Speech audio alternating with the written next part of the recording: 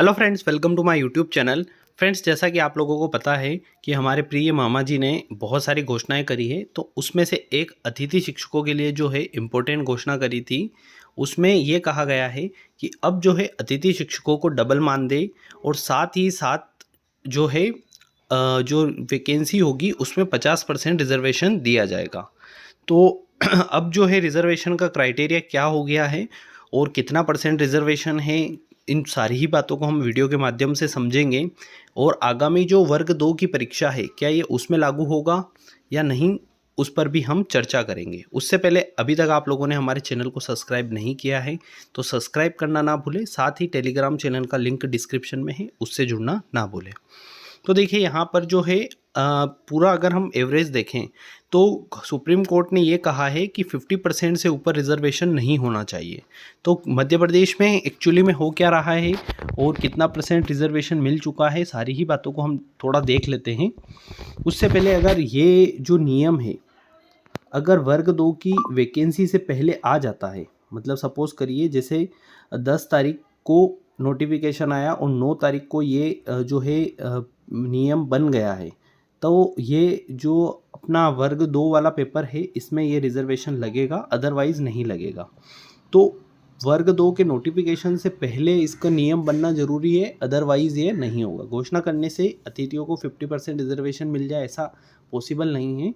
आपको नियम बनाना पड़ेगा और नियम बनाने की एक प्रॉपर विधि होती है, तो उसके बेसिस पर ही ये आरक्षण लागू होगा, अदरवाइज़ कोई क्राइटेरिया नहीं है। तो सबसे पहले बात करें कि कितना कितना परसेंट रिजर्वेशन है, तो महिलाओं को 50% है।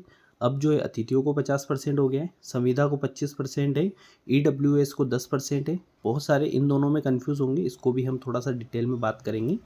ओबीसी को 27% है, एससी को 16%, एसटी को जो है 20% है। यहाँ पर 27 और 14 लिख लीजिए क्योंकि 14% अभी तक जो है कोर्ट केस चल रहा है। दिव्यांग को 6% और भूतपूर्व सैनिकों के लिए 10%। तो यहाँ पर जो देखिए अतिथि जो हैं वो टेम्परेरी सोर्स होता है, जबकि संविदा जो है जो बेसिस होती है उसको जॉब से निकाला नहीं जाता।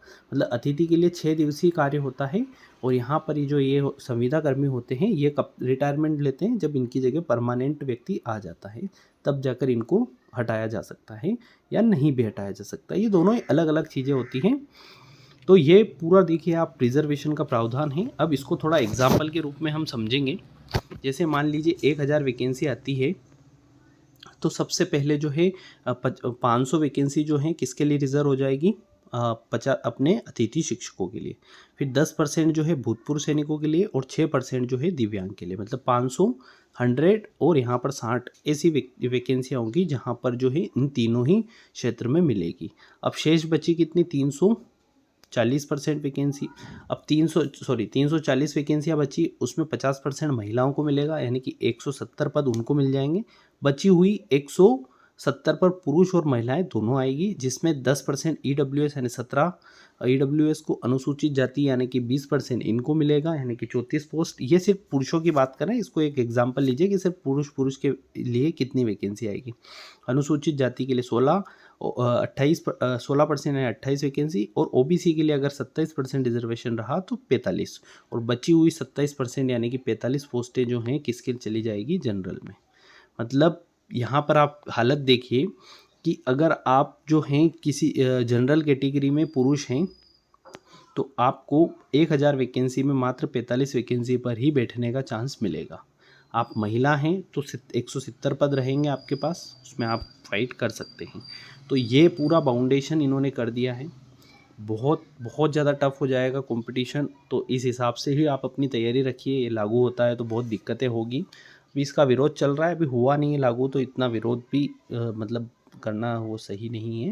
लेकिन जब लागू हो जाएगा तब थोड़ा सा विरोध देखने को ज़रूर मिलेगा इसका, क्योंकि एक बड़े लेवल पर आरक्षण देना कहीं ना कहीं जो है दूसरे जो तैयारी करते हैं स्टूडेंट उनके साथ न्यायोचित नहीं होता है। तो ये पूरा क्राइटेरिया आई होप कि आपको समझ में आया होगा। कोई भी डाउट है आप लोगों का एमपी टेट से रिलेटेड, कमेंट करें और चैनल को सब्सक्राइब करना ना भूलें।